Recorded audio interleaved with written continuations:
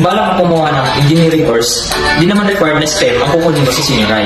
Ang TVL ay nag-o-offer ng mga basic skills katulad ng pag-layout ng plano, pag-estimate ng mga materials na gagamitin, SolidWorks at AutoCAD na magiging advantage mo sa engineering course na kukunin mo. Based on my experience ko, hindi naman po required na STEM ulit.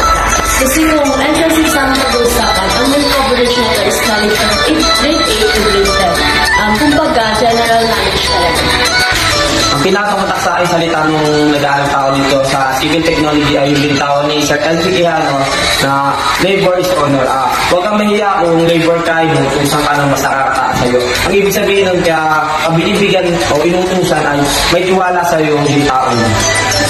Ang pinakamatak sa akin nung ako'y civil technology student ay yung pagiging isang spray painter ko sa aking work immersion. Ako'y napasok sa Designs League at ito ay aking pinapakinabangan at pinagkakataan sa pag-repaint ng bike. As a BS Agriculture student, nagamit ko ang natutunan ko sa Civil Tech pagdating sa pagsusukat ng plots na pagtatamnan ng mga halaman at pagplano ng mga poultry housing, piggeries at iba pa. Pero ang pinaka-importante kong natutunan sa Civil Tech at sinasabuhay ay ang pagkakaroon ng good working attitude na dapat marunong makinig sa mga tao na nakapaligid sa iyo. Marami ang natutunan dito sa Civil Technology, hindi lang sa skills, pati natin sa attitude. Na kahit umangat naman sa pambuhay, kailangan manatili pa rin yung dalawang paa mong nakatapak sa lupa.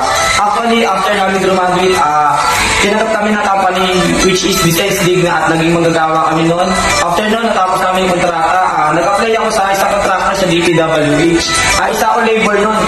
Nalaman na sa engineer na may alam ako sa pagbasa ng plano at construction industries.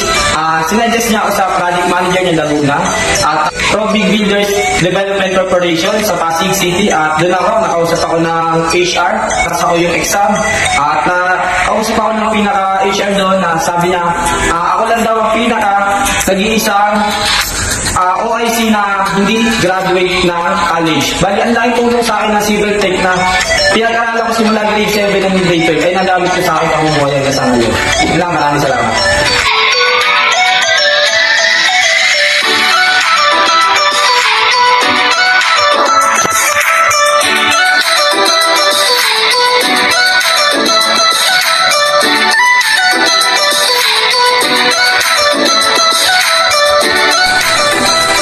Magandang araw, ito po ang lingkod, Mr. LGP Quijano, ang Civil Technology Department Coordinator at teacher po ng Senior High School.